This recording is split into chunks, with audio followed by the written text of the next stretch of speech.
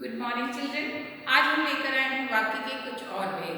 पिछले कुछ मॉड्यूल्स में हम वाक्य के अर्थ के आधार पर भेदों की चर्चा कर रहे हैं। हमने देखा है कि जो वाक्य होता है शब्दों का सार्थक समूह होता है और उसे हम अर्थ के आधार पर और रचना के आधार पर अलग अलग वर्गों में या नामों में रूपों में वर्गीकृत किया है हमने। तो जो अर्थ के आधार पर वाक्य के 8 भेद होते हैं, जिनमें से हमने 6 की चर्चा कर ली है।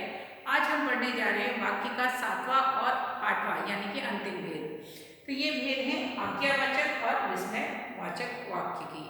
आज्ञावाचक वाक्य, जब बात करते हैं आज्ञावाचक वाक्य, तो आज्ञावाचक वाक्य जैसे नाम से पता चल रहा है कि ऐसा वाक्य जिसमें आज्ञा हो।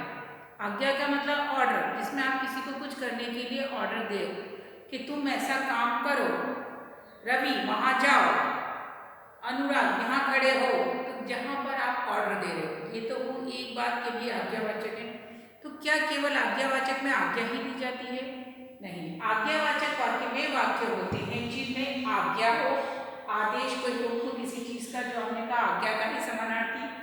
अनुमति, किसी चीज की अनुमति भी दी जाए, तुम यहाँ से जा सकते हो, आप यहाँ से जा सकते हो, मैं जाना चाहता हूँ, मैंने पूछा, तो आप जब उत्तर में दोगे कि आप जा सकते हैं, यानी कि आपने इजाजत दी। तो किसी को अनुमति देने वाले वाक्य, आप यहाँ से जा सकते हैं, आप अंदर आ सकते हैं, तो ये भी आज्ञावाचक में ही आते हैं। या फिर प्रार्थना, किसी से कोई रिक्वेस्ट प्रार्थना की जाती है कि आप कल आइएगा, ठीक है, आपका काम कल है, आप कल आइएगा। तो एक तरीके से आपने विनती या प्रार्थना की।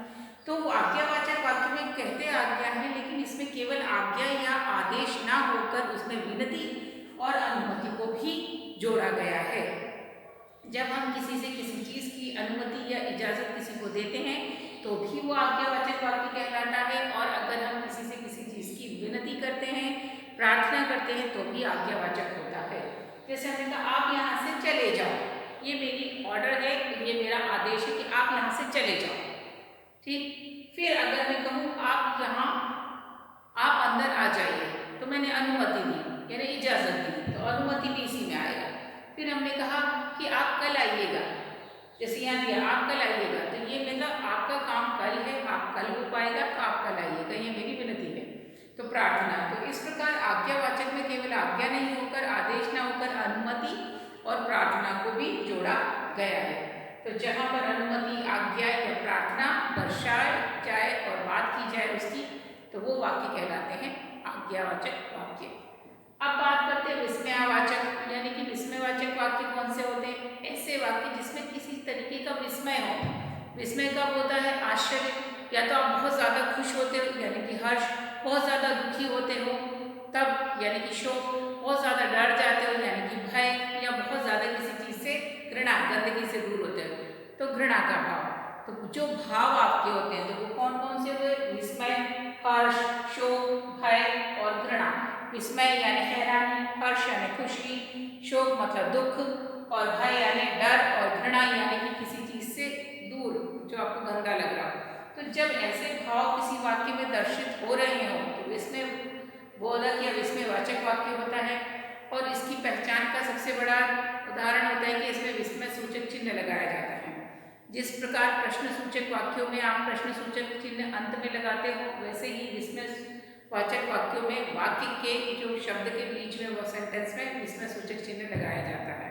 जैसे अरे वाह तुमने तो कमाल कर दिया, खुशी की बात है, तो विस्मय सूचक वाक्य। छी छी इतनी गंदगी फैलाई है, विस्मय सूचक वाक्य घृणा को दर्शा रहा हो। हे राम कितने दुख की बात है, तो आप दुख को दर्शा रहे हो, तो वो भी विस्मय सूचक वाक्य है। आप हर्ष को, अरे वाह हम मैच जीत गए, अब तो मजा आ गया, शाबाश तुमने तो कमाल कर दिया, ये विस्मय सूचक वाक्यों के उदाहरण है। तो इस प्रकार आपने अर्थ के आधार पर वाक्यों के विधानवाचक, निषेधवाचक, संकेतवाचक, संदेहवाचक और आज्ञावाचक, विस्मयवाचक, बहुत सारे ये जो 8 भेद हैं इनकी चर्चा की। इनके उदाहरण लिख लीजिए, परिभाषा लिख लीजिए, इनको एक बार दोहरा लीजिए ताकि आपको अर्थ के आधार पर वाक्यों के रूप स्पष्ट रूप से समझ आ जाए। और अगर कोई भी शंका या दुविधा हो तो आप लाइव क्लास में पूछ सकते हैं। आगे के मॉड्यूल में हम आपको बताएंगे रचना के आधार पर वाक्य के जो 3 प्रमुख भेद हैं, जो आपकी 9वीं और 10वीं कक्षाओं तक आपको काम में आएंगे, तो वो थोड़ा हम ध्यानपूर्वक और पढ़ेंगे। तो उसके लिए हम बने रहिए हमारे साथ।